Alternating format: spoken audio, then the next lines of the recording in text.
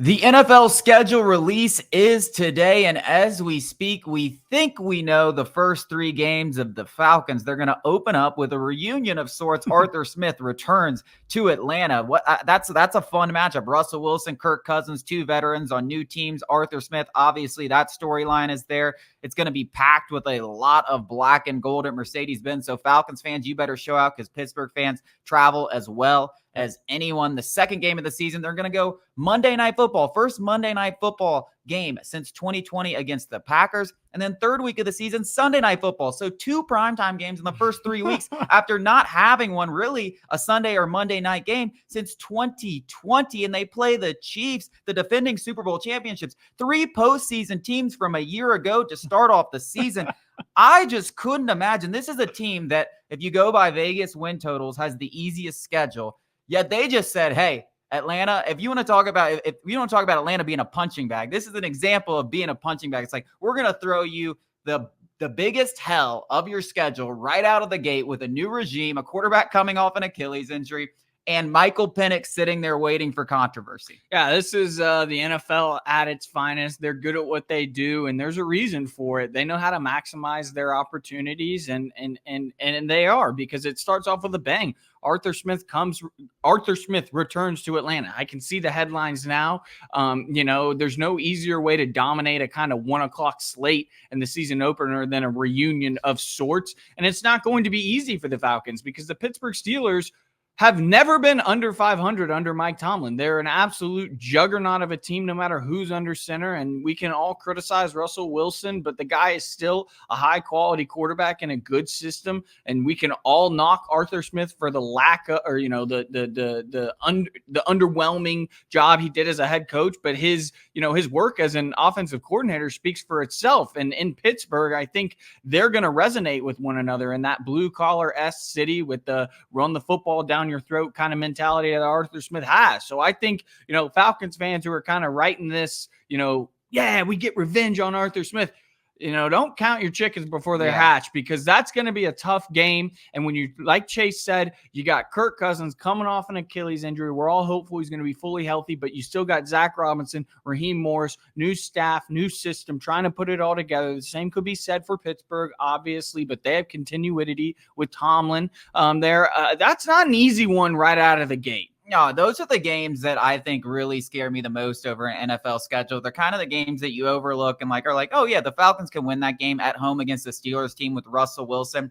And then you just realize there's so much to what the Pittsburgh Steelers do. They go out there, they play fantastic defense. You do have Cousins coming off the Achilles. You have a coach that's coming in that would love nothing more. And you got a team that's going to rally around that coach because that's all they know. This is the first week. They don't know if they like or not, but they know that just from that first week of training camp, or, that first offseason, that they're going to rally around them and try to get them that win. And Mike Tomlin's going to play off that, who's one of the best at motivating his team. So that's a game that really, really scares me because you kind of overlook it when you're talking about this 3-game stretch. Yeah, it's just a random game in October. It's like a Super Bowl for Arthur Smith. And, he's going to want that revenge. And as you said, man, Kirk Cousins coming off an Achilles, new system. I think back to that first game of Arthur Smith's tenure. I was in the building against the Philadelphia Eagles, who they play that second week. And absolutely nothing went right. And that was when they had Matt Ryan. They got blown out of the building 32-6. It takes some time to build these relationships, and Kirk Cousins doesn't necessarily have that time because he's not going to be taking all the first team reps. So that has the makings of a game that, if the Steelers play the way that they usually do under Mike Tomlin, could get ugly. And that's a very bad start to the season where you're talking about you got the Eagles and the Chiefs coming up. It doesn't get easier because then you go to Philadelphia. There's very few crowds in sports in general that are as intimidating as Philadelphia. And you're going there when the Eagles are coming off a season that could not be described in any other way than disappointing. They're going to be seeking blood. They're going to be out for blood, and the Falcons are going to have to go into a raucous, threatening environment. And once again, primetime television. We all know how Kirk Cousins' reputation on primetime television is. The record isn't that great, and that's, again, another hard one. I will say, I was down on the Eagles last year, even before the season, and I'm continuing that this year. So I do not think the Eagles are these world beaters that a lot of pundits claim them to be. But this is once again not an easy stretch for a team that, Nick Sirianni, for all intents and purposes, might be coaching for his job this season. Jalen Hurts is obviously one of the better quarterbacks in the league. They have young talent. This is, again, it doesn't get any easier in the following week either, because then you got to go home and you're like, we finally get to go home. Maybe you get out of Philadelphia, you're 1-1, and then you got to go home and you got to host Patrick Mahomes, Andy Reid, the Chiefs.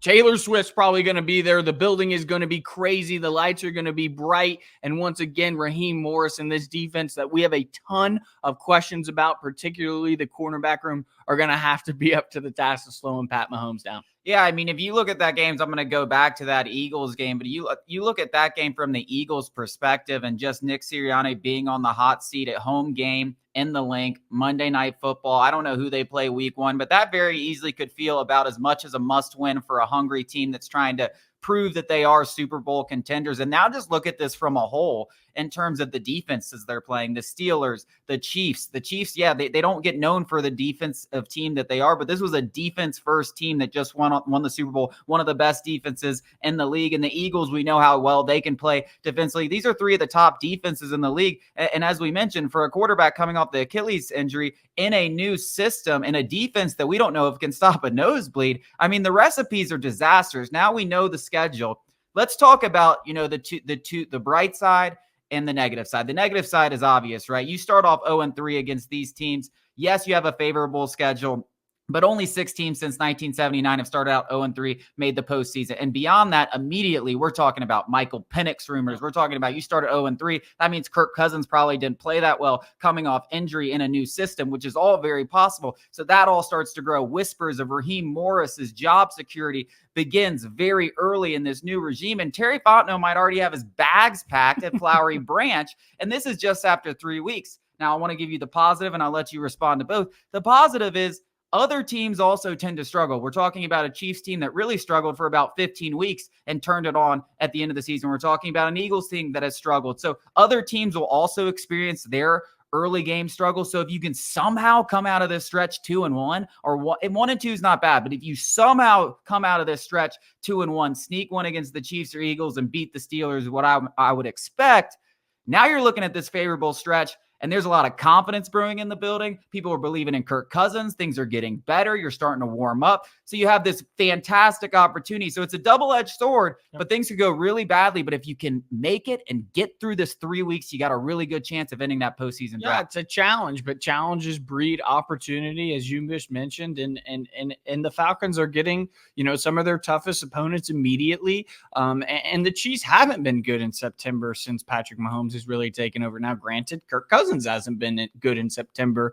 But, I think the same thing that kind of applies with the Falcons and a new system, same thing could be said for the Steelers. Obviously, continuity in Kansas City and Philadelphia doesn't compare. But I think, to your point, negative wise, the writing is on the wall, and this was always going to happen, whether it was the first 3 weeks or the last 3 weeks, where if Kirk Cousins struggles and the Falcons kind of go on a losing streak, there's going to be immediate calls for Michael Penix. And this is the stuff that the Falcons brought upon themselves, and they know that. So Raheem Morris knows he's going to have to go up to that podium and answer questions. Raheem Morris knows that if he doesn't deliver a postseason berth, there are going to be questions about his job. Kirk Cousins knows that if he doesn't perform, there will be questions about his jobs, whether it was his decision or not. So those things are obvious. And it's not just, we're not, some inside sources. The Falcons know that if they don't deliver and deliver immediately, there will be questions, whether the internal pressure is real or not. Arthur Blank is a patient man,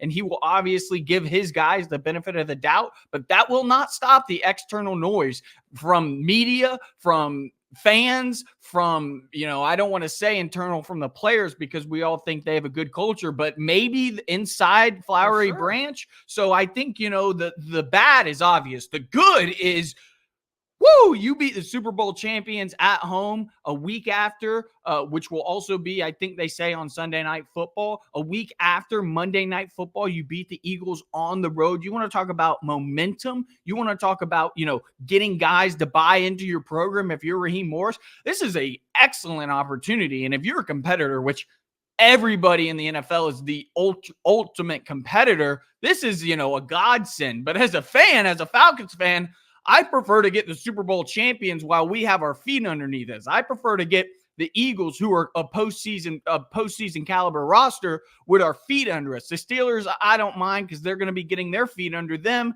I kind of like the Arthur Smith, let's get our guys fired up type thing. It just depends on where you sit, really. Yeah, and you know what else is funny is you mentioned the Falcons doing it, you mentioned the fans doing it, you mentioned everyone in the media knows it. You know who else knows it clearly? The NFL, because the NFL looked at this schedule and said, that Michael Penix situation could get really interesting. Let's turn up the fire a little bit. Be a really interesting thing. It's kind of they're almost like the NFL is not too different. People always talk about The Bachelor and how they create this drama and stuff like that. The NFL is not too different. Like they are looking at this schedule and they're like, Arthur Smith going back. Yeah. Let's give him a tough defensive test there and create this storyline. That's great. Ooh, how about a couple of primetime games for Kirk Cousins and see if he can handle that heat? Oh, how about this Falcons team? Can they handle the heat? Can Raheem Morris handle the heat?